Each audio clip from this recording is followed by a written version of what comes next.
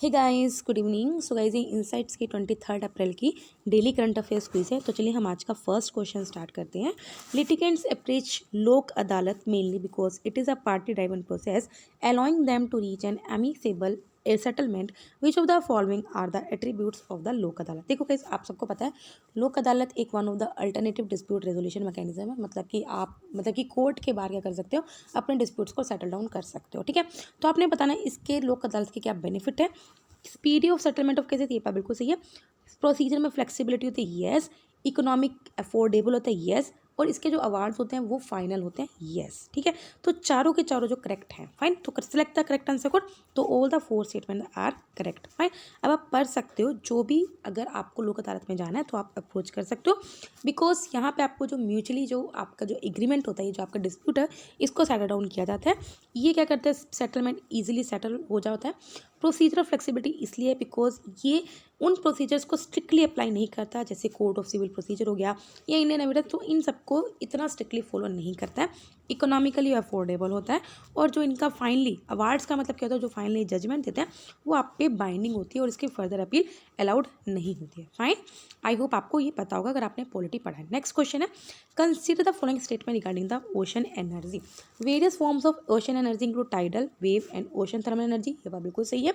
Ocean energy is considered as a renewable energy and is eligible for meeting the non solar RPOs. Yes, ये बात बिल्कुल correct है।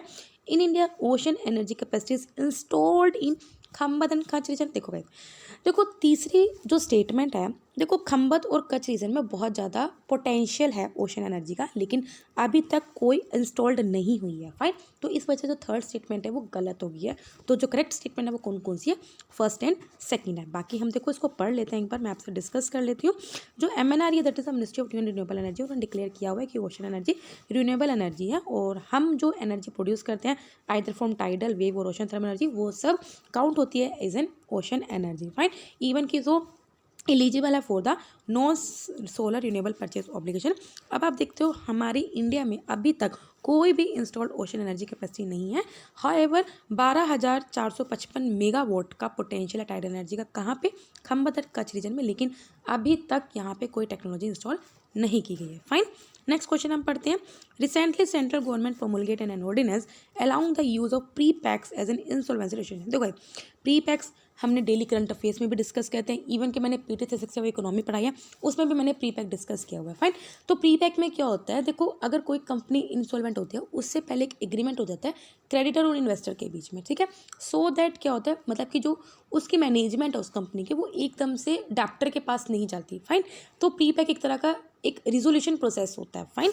तो mechanism for MSMEs which defaults up to ₹1 crore under the IBC consider the following statement regarding the pre pack. ठीक है, तो guys मैंने आपको बता दें कि प्री पैक क्या होता है। प्री पैक एक रिजोल्यूशन होता है ऑफ डेप्ट of a distressed company through an agreement between the creditor and investor, where in creditor will agree to term with the potential investor and seek approval of the resolution plan from NCLT। ये बात बिल्कुल correct है। A resolution professional takes control of the management of the debtor in case of pre pack. नहीं कही, देखो pre pack में मैंने आपको बोला जो एग्जिस्टिंग जो मैनेज कर रहा है कंपनी, उसी के पास कंट्रोल रहता है, ना कि जो प्रोफेशनल इसको रिजोल्व करे उसके पास कंपनी का कंट्रोल नहीं जाता, ठीक है। इस वजह से तो स्टेटमेंट है वो इनकरेक्ट होगी। थर्ड है, the pre pack mechanism allows for a switch challenge for any resolution. ये बात बिल्कुल सही है।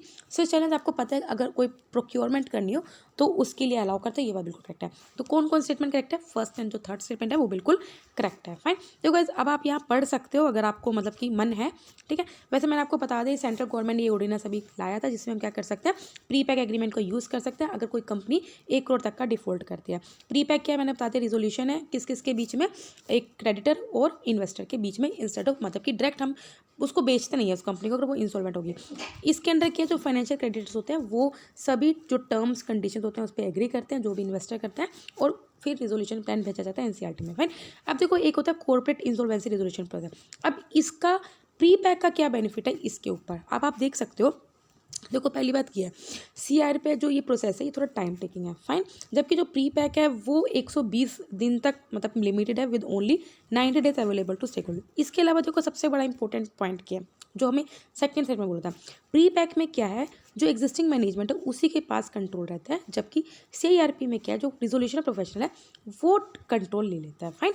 तो बाकी जो प्री पैक मैकेनिज्म वो अलाउ करता है for the switch challenge for any resolution pack, ठीक है। आई होप आपको ये क्वेश्चन डिस्कस मतलब कि अच्छे से आपको समझ में आ गया होगा, ठीक है। नहीं समझ में आए तो आप कमेंट करना, मैं आपको मतलब कि रिजॉल्व करूँगी आपका इशू। नेक्स्ट है, all the prepaid payment instrument at present helps facilitate which of the following operation. देखो प्रीपेड पेमेंट जो इंस्ट्रूमेंट्स होते हैं वो आपको क्या क्या करने में आसानी करते हैं, क्या आप उससे गुड्स एंड सर्विसेज परचेज कर सकते हो, यस। देखो different type of prepaid payment instrument होते हैं, तो इसमें देखो आपको फोकस करना है ऑल पे पूछा है कि सभी ये अलाउ करते हैं, यस। मनी ट्रांसफर कर सकते हो, यस। कैश विड्रॉल नहीं, कैश विड्रॉ आप हर एक से नहीं कर सकते। Remittance facility, yes remittance facility, ठीक है। तो जो करेक्ट आंसर है वो है फर्स्ट, सेकंड एंड फोर्थ। तो करेक्ट आंसर क्या है, बी। अब आप देखो पढ़ सकते हो इसको, जो प्रीपेड पेमेंट इंस्ट्रूमेंट होते हैं उससे आप क्या कर सकते हो, गुड्स एंड सर्विसेज परचेज कर सकते हो इंक्लूडिंग फाइनेंशियल सर्विसेज। रेमिटेंसेस मतलब अगर कोई आपको पैसा भेज रहा है बाहर से, आउट ऑफ इंडिया से, तो वो भेज सकते हैं। फंड ट्रांसफर कर सकते हैं अपनी फैमिली फ्रेंड्स को अगेंस्ट द वैल्यू स्टोर, ठीक है। 3 टाइप के होते हैं प्रीपेड पेमेंट इंस्ट्रूमेंट, एक तो क्लोज सिस्टम होता है, एक सेमी क्लोज होता है और ओपन सिस्टम होता है, फाइन। अब देखो थर्ड ऑप्शन क्यों गलत होता है, क्योंकि क्लोज और सेमी क्लोज सिस्टम से आप कैश विड्रॉ नहीं कर सकते। एक ओपन सिस्टम होता है जिसमें डेबिट और क्रेडिट कार्ड होते हैं, इसके थ्रू आप क्या कर सकते हो, कैश विड्रॉ कर सकते हो, क्योंकि ऑल पूछा था जिस वजह से ये जो थर्ड ऑप्शन था वो गलत हो गया था। लास्ट क्वेश्चन है, consider the following statement regarding the group 4 Nations. Group 4 nation ये 4 कंट्रीज का ग्रुप है जो एक दूसरे को सपोर्ट करता है कि उसको यूएन सिक्योरिटी काउंसिल की परमानेंट सीट मिले। आपको पता है अभी तो 5 परमानेंट मेंबर है, ठीक है। तो हम चाहते हैं कि ये जो 4 कंट्रीज है वो आपस में एक दूसरे को सपोर्ट करते हैं कि हाँ इस कंट्री को क्या मिलना चाहिए, मेंबरशिप मिलनी चाहिए परमानेंट। G4 नेशन में Brazil, India, Australia and Japan है। देखो ऑस्ट्रेलिया नहीं है, इसकी जगह जर्मनी है, Germany, Brazil, India and Japan है, ठीक है। तो इसमें जो करेक्ट स्टेटमेंट है वो ओनली 1 है। आई होप आपको पता हो क्योंकि हम काफ़ी बार डिस्कस करते रहते हैं यूएन सिक्योरिटी काउंसिल के बारे में। G4 nation comprising the Brazil, Germany, India, Japan, 4 countries हैं जो एक दूसरे को सपोर्ट करते हैं सो दैट उन्हें परमानेंट सीट्स मिले यूएन सिक्योरिटी काउंसिल में, फाइन। तो गाइस यहाँ पे हमारी जो डेली करंट अफेयर्स क्विज था 23 अप्रैल का वो भी कंप्लीट हो गया। वीडियो पसंद आए लाइक करना, कोई डाउट हो कमेंट करना। तब तक बाय बाय, टाटा।